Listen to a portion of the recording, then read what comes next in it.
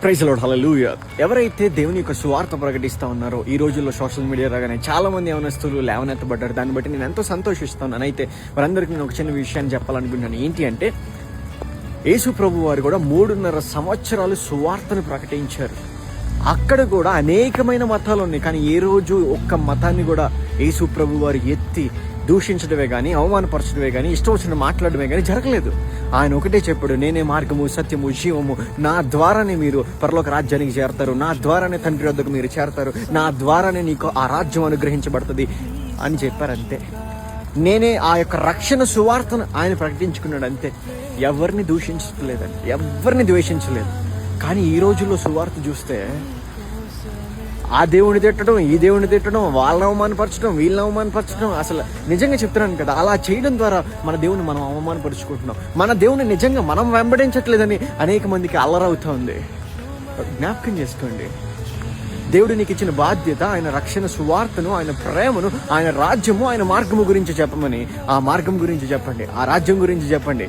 అంతేగాని అన్య మతస్థుల్ని ఎవరైతే ఇష్టానుగా, లేదంటే ఎవరైతే ఒకటి వెంబడిస్తూ ఉన్నారో దాన్ని అవమానపరచమని దేవుడు మనకు నేర్పించలేదు, ఆయన చెయ్యలేదు, ఆయన చెప్పలేదు. ఆయన ఒకటే చెప్పాడు, నా ప్రేమను చూపించండి అంతే. ఈరోజు ఆ ప్రేమ కాదు కానీ ద్వేషాన్ని చూపిస్తూ ఉన్నాం.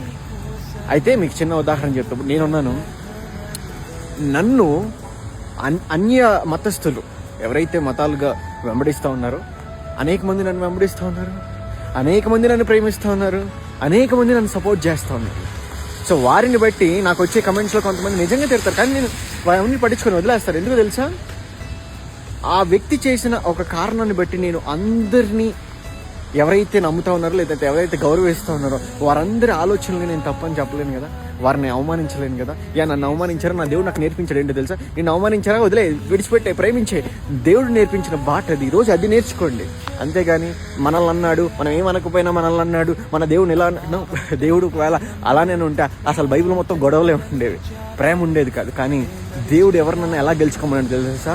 డిబేట్ల ద్వారా కాదు, గొడవల ద్వారా కాదు, ద్వేషం ద్వారా కాదు, ప్రేమ ద్వారా గెలుచుకోమన్నాడు. కాబట్టి ఎవరైతే దేవుని పరిచర్య చేస్తూ ఉన్నారో వారందరికీ ఒకటే చెప్తా ఉన్నాను, నీ వాయిస్ రైజ్ అవ్వాల్సింది అన్య మతస్థులు దూషించటానికి కాదు, కానీ నీ దేవుని యొక్క ప్రేమను కనపరచటానికి, నీ దేవుని యొక్క రాజ్యంలో అడుగు పెట్టడానికి, ఏదైతే రక్షణ సువార్త గురించి దేవుడు చెప్పమన్నాడో అక్కడ పెంచండి. అప్పుడు దేవుని ప్రేమ ఏంటో లోకానికి తెలుస్తుంది. అంతేగాని ద్వేషాన్ని పెంచకండి. ఆమేన్.